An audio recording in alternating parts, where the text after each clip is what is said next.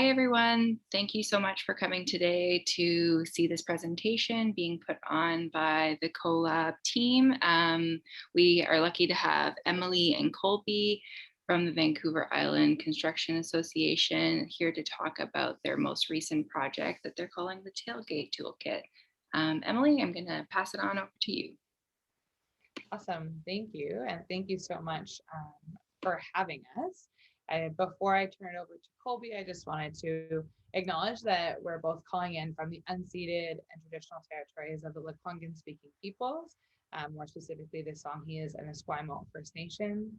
And we're really cognizant of our presence in of ourselves and our project and the legacy of colonialism in our work and the ongoing effects of colonialism, especially when we consider the harms that we're trying to reduce that are in our communities.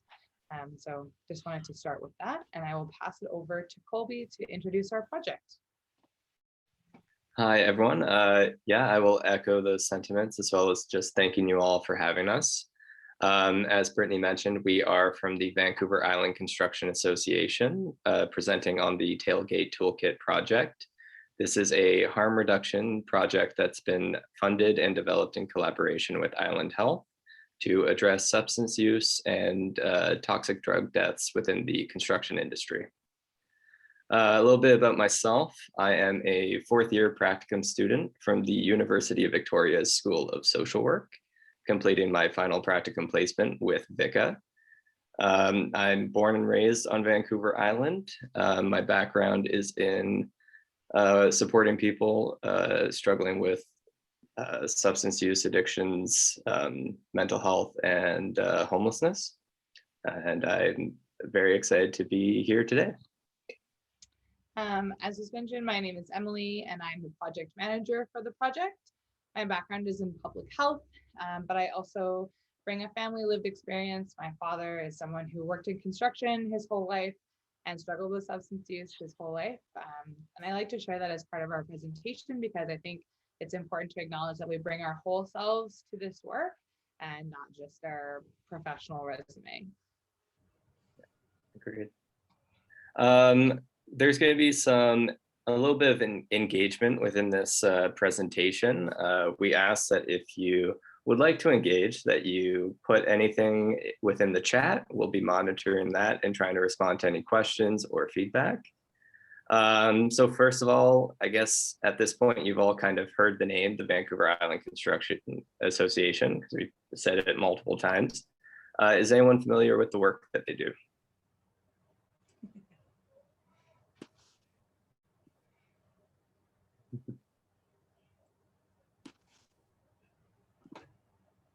I got a nope. I got support for members. That is absolutely true. So VICA is a construction association representing member industries and organizations on Vancouver Island. We have 450 members actually on Vancouver Island, the South or the Gulf Islands and the Sunshine Coast. We have 450 members within the ICI and multifamily residential construction sectors. To support our members, we offer kind of networking opportunities, professional development, and advocacy. We're here today as part of VICA's commitment to the advocacy and professional development and education. We're going to present on our project, kind of how it came to be, where we're at, and in general, just really trying to have an open, honest, and caring conversation about substance use within this industry and the current toxic drug supply and just the overrepresentation within this industry in terms of toxic drug deaths. We will be using the term toxic drug poisoning as opposed to overdose.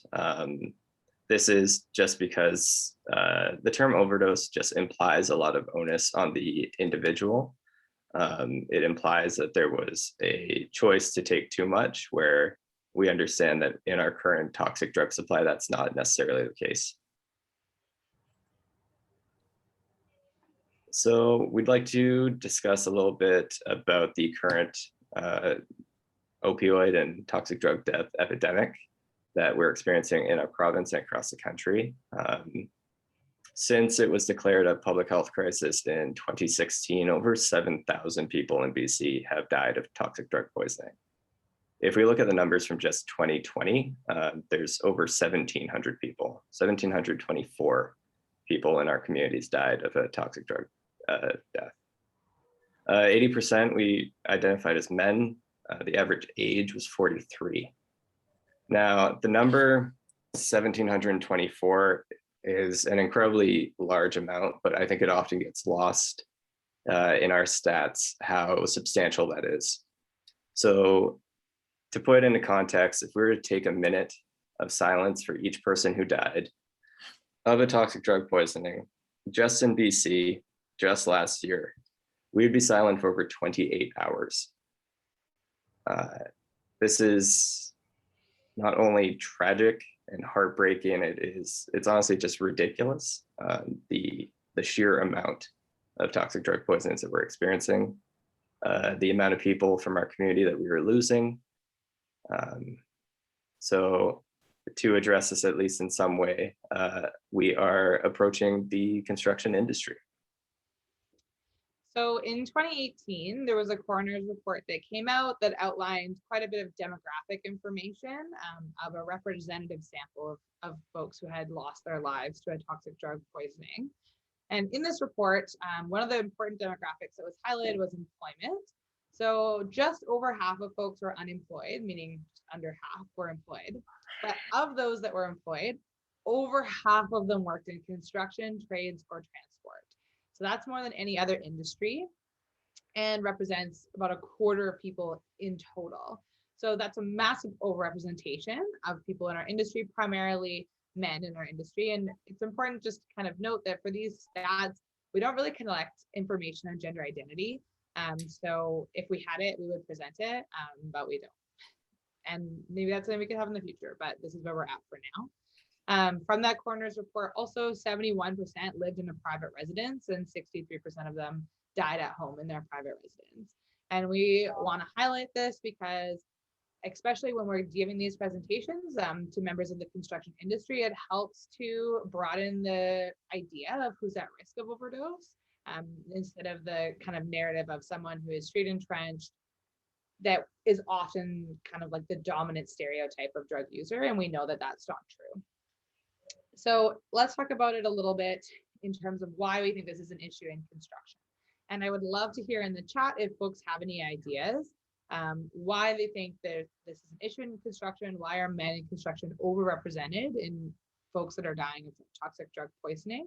I'm going to share a few slides in a second from some stakeholder engagement that we did in the spring where we collected stories and input from our industry, but I would love to see in the chat if anyone has any ideas on why this might be an issue, either from personal experience or narratives that you might have seen in media. Also, I'm seeing chronic pain, overprescribing, absolutely. Stigma around substance use and policies, that's definitely a big one. I'm seeing pain management, pushing through injury at work, risk of losing a job, absolutely. Needing more energy, that's a huge one, feeling exhausted and needing to use substances to supplement and be able to keep up. Prescribed opiates for chronic pain, absolutely. Masculinity culture, absolutely. Stress from jobs. So we're all kind of on the same page. These are some really great points. I'm guessing it's similar to issues we've seen in remote areas and camp jobs. Thanks, Bryn, absolutely. So I'm going to share some of the quotes that we have from our stakeholder engagement, and they echo a lot of what's been shared in the chat. So thank you everyone for sharing those. A big one is workplace culture. There is a workplace culture in construction of work hard and play hard. And we ask and we require people working in construction to take on big risks to their health and wellness in order to do their job. And that normalizes a certain level of risk acceptance and normalization that is pervasive in our lives. So I think that's where you really see the work hard, play hard culture come into play. A lot of folks mentioned this, that when I asked them, like, can you tell me about when you first started using substances? Often it's when they're also first entering the industry. Also because folks are entering at a young age, and that's kind of when people kind of come of age and substance use is more normalized, at least with like a drinking age, for example. And then being entrenched in an industry where substance use is really prevalent and celebrated. Another one, and this was mentioned in the chat as well in terms of losing jobs and that kind of thing, is a revolving door policy. Of course, this isn't true for every single employer, but a lot of construction in our region is very project based. So you're on a project, that project finishes, and then you move to a next project. So you don't have any kind of continuity with a company potentially, and that can be really challenging. And then also for employers, when they have just revolving people, new project, new people, there isn't always that investment and that valuing of people's time. And so that can create a workplace where you're being asked to work really long hours, to put your body on the line, and to really expend a lot in a workplace where you don't feel valued and you don't feel seen. And if you aren't wanted anymore, there's another guy to take your job. So that's a big issue in our industry as well. Physical and emotional fatigue. We saw that in the chat. So that's definitely being echoed here. We're needing to use substances to be able to get through their lives, especially due to the really big output that's required of working in construction. Also, the construction industry doesn't have a lot of paid time off, doesn't have a lot of sick days, that kind of thing. Also does that, those things we know support our wellness. And we've seen that with COVID, a lot of big emphasis on having paid sick time, paid day off, that kind of thing, but that's not really prevalent in our industry. And there's lots of long work days and it's really, really hard work. So fatigue is a huge issue in our industry. And physical injury and strain, that came up a lot. We know that people working in construction are at a higher risk of workplace injury versus other industries. In particular, musculoskeletal injuries, which are more likely to be prescribed opiates for pain management. Another component to that is when you work a really physical job and then a lot of your worth as an employee, which we often internalize as our worth as a person, is based on being physically capable to do something. And all of that gets implicated and affected when we're injured. And so we saw when we were talking to people and talking about people's experiences, that was really challenging and really prevalent. Another thing to note is that even if you never get injured, if there's never a time where, you know, something happens and an injury occurs, a lifetime of working in our industry is really difficult on your body. And pains and wearing out start to come, especially as we age. And substances, prescribed or otherwise, really help with that. And finally, all of these things are informed by traditional masculinity. We saw that in the chat as well. And that we have this idea of someone who, a masculine person, what masculinity is, what it means to be a man, is being somebody that is infallible, that gets hard things done, that grinds through, that never needs to rest and never needs to ask for help, which is so unfair and so unsupportive of a human being. And so we see a lot of men who get to a breaking point or use substances as a way to cope and as a way to feel comfort and pleasure when those other avenues are not being afforded to them or supported in their lives at home or at work. So this is a good segue to talking about masculinity, and I'm going to pass it back over to Colby. Thanks, Emily. So we have identified that traditional masculinity is absolutely kind of a contributing factor. We also talked about earlier how about 80% of toxic drug deaths were among men. So I'd like to put out to the group, why are men at such a great risk? And you can touch on the traditional masculinity aspect or anything else that you feel might contribute to why men are at a greater risk of toxic drug deaths.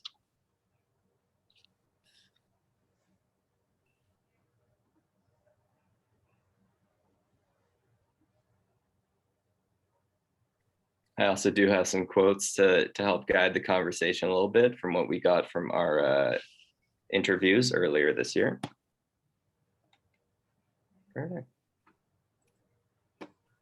Okay. Yeah, So a couple things in the chat, which are great. Less likely to access support services, absolutely. Big boys don't cry, love it. Isolation stigma, absolutely. I can handle it in isolation. These are all excellent points, and you're right. What we identified here in the stakeholder engagement was, yeah, that concept of don't be a baby, or big boys don't cry, or the idea that as men, we have to hold or fight through pain or ignore it. That's something that really we can't share. And we often don't create the space in our lives and with each other as men to have that space to be vulnerable and to reach out to each other and to ask for help. Now, this is a larger societal issue, of course, but because the construction industry is so male dominant, we see how this does become a workplace culture of an inability to create that space. Now, this is also reinforced. We as men continue to reinforce it across generations, just with each other on site. We learn and we look up to our mentors, and they often will perpetuate these ideas of masculinity. Again, it's that space isn't being created to really reach out and to show some vulnerability and to ask for help and to ask someone else, do you need help? It's unfair to keep perpetuating these expectations. And now one of the consequences of this is, of course, that we don't give men the skills necessary to process, say, trauma. Trauma has, of course, a huge connection to substance use and addiction, as well as, mental health. But, from a young age, we don't give young boys the ability to, or the skills to really process pain. We ask that they don't cry. We ask that they man up. This expectation puts us at a disadvantage for when we do have to process these scenarios. And again, being isolated and stigmatized to show weakness, we don't seek help. And this just leads to greater numbers we see in suicide rates. And of course, we now see in substance use and toxic drug deaths. So thank you so much to everyone that was sharing some of the things that in the chat that also definitely were echoed in our stakeholder engagement. We just wanted to note that we are putting forward this project through the lens of harm reduction, with the central basic tenets that we accept that the reality of substance use in our society, and we're seeking to minimize the harmful effects of substance use and meet people where they're at. The idea of harm reduction exists in construction. We definitely already use it, for example, through things like PPE, hard hats and safety glasses, fall protection, and having first aid on site when we know that people do get injured, and having a response there as quick as possible is one way that we can reduce the harms of their injury. But that's where thus far it has stopped. All of the drugs and alcohol programming and requirements within our industry are very abstinence-based. There is zero tolerance for substance use on site. And folks may or may not know this, but there is basically a law that puts employers to be liable if someone on their site is impaired and causes injury or harm to someone else or to the project. The employer is liable, which makes sense in some regards, in the sense that there are activities that are very safety sensitive, heavy machinery operation, for example, that it makes sense to require someone to not be impaired. But that doesn't mean that that's what's happening. And we're trying to create a space to have this conversation around substance use from a harm reduction lens. And sometimes that means that we only talk about like substance that are used not at work, as a way to like get our foot in the door and have the conversation. Lots of folks basically just to note that it's a complicated kind of way to talk about that, or it's a complicated area to try and talk about this from a harm reduction lens. but that's what we're wanting to do because that's a discussion that has been missing from our industry thus far in relation to substance use. Great. So part of our project is to kind of be able to provide the tools to discuss things in the construction industry through a harm reduction lens. Now, how we've done this is we've broken down the Tailgate Toolkit into 4 components. These have been identified as aspects of the toolkit that our stakeholders really want to see, things that want to be addressed, all geared towards kind of providing people the skills to start having these conversations. So the first component is a toolbox talk. For anyone who's not familiar with that, a toolbox talk is usually a safety meeting on a construction site that takes place in the morning or over lunch. It's about 35 to 45 minutes and kind of addresses a different topic each time. How ours will work is that we will actually go to a construction site and kind of have an introductory conversation with the members of the crew. So we're going to address things like the toxic drug supply, what harm reduction is, what services are available, the contributing factors that we've kind of already talked about here in this presentation, such as workplace culture, masculinity, mental health and chronic pain will also be addressed. And the goal of which is just to start to open up the conversation, provide resources, and hopefully reduce stigma on the site as people begin to become more comfortable to discuss it.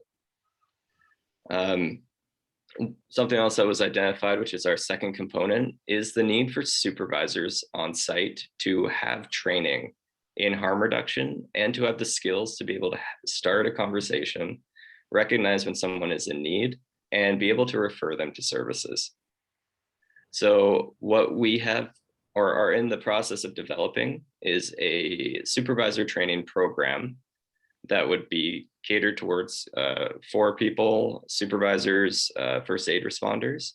And this training would be delivered in either 4 half days or 2 full days, depending on how the construction organization wants to approach it. This training will cover things like mental health literacy, harm reduction, peer support will be a huge aspect as we look to just really provide those skills, as well as naloxone training will be delivered. We'll also have modules on chronic pain and pain management, as well as trauma and colonialization and the impacts that that has on this industry and substance use.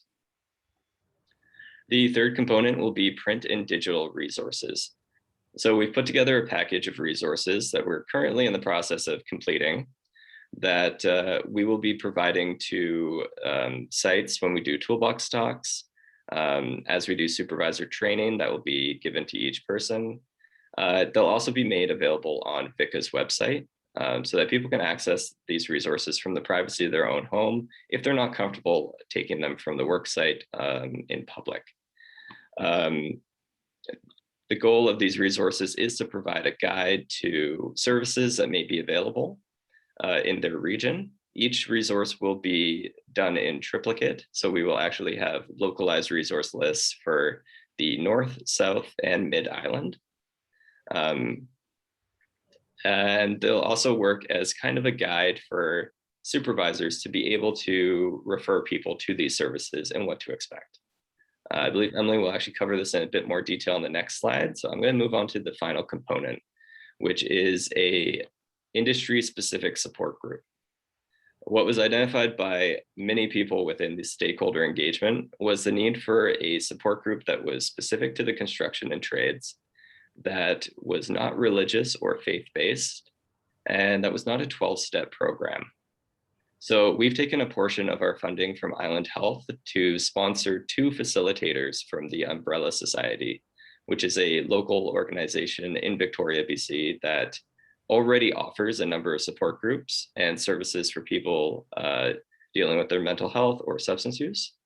So Each facilitator has lived experience, both in construction and with substance use, and we'll be guiding this support group once a week, every Thursday night from 7 to 8. This actually launched on June 10th, so we're a few weeks into it. The group is called Hammer Time, and currently is only accessible over Zoom. We are looking to move towards a hybrid model eventually, but we would like to keep remote access available for people who live outside of Victoria or are accessing it from work camps or wherever they may be working remotely.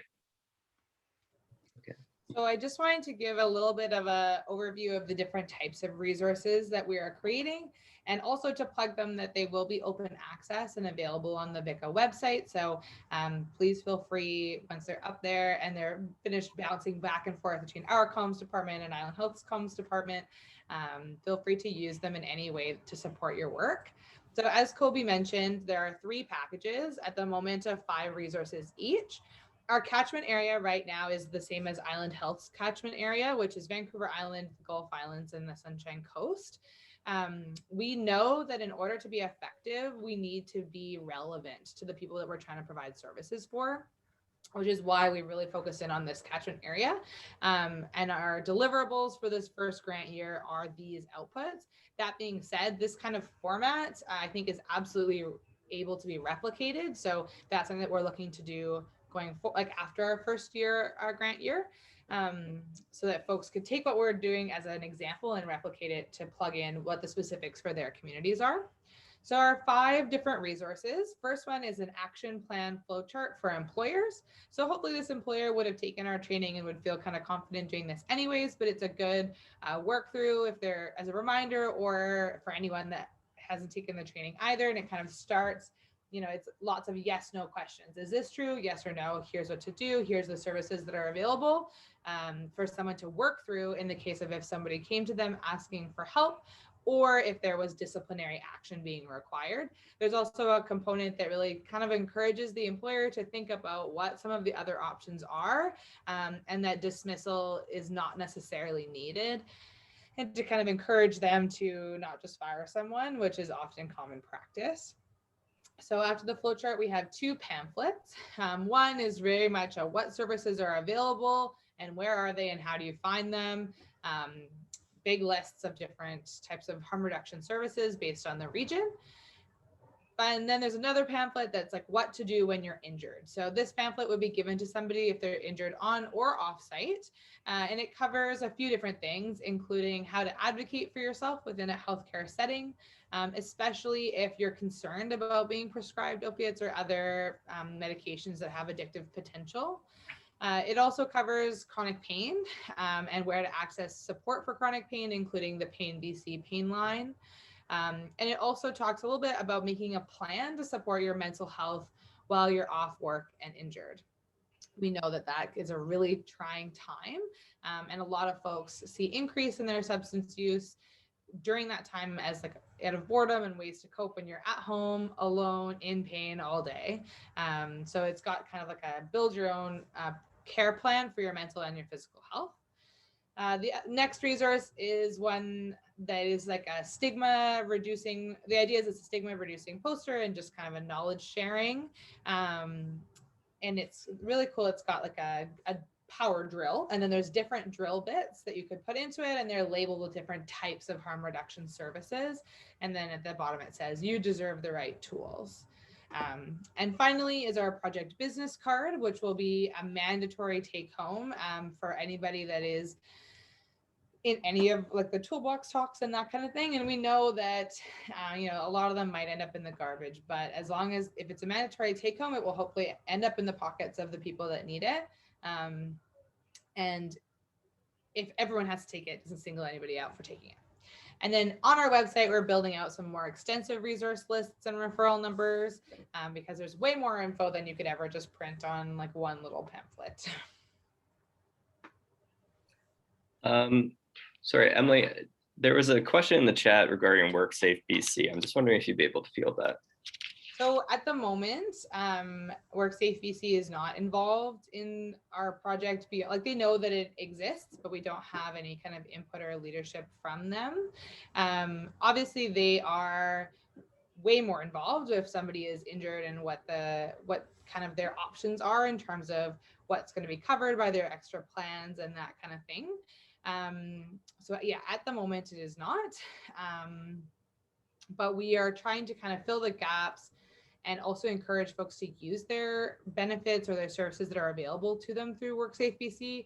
We know that benefits are underutilized across the board. Like I know it took me 6 months to go to the dentist after I got this job.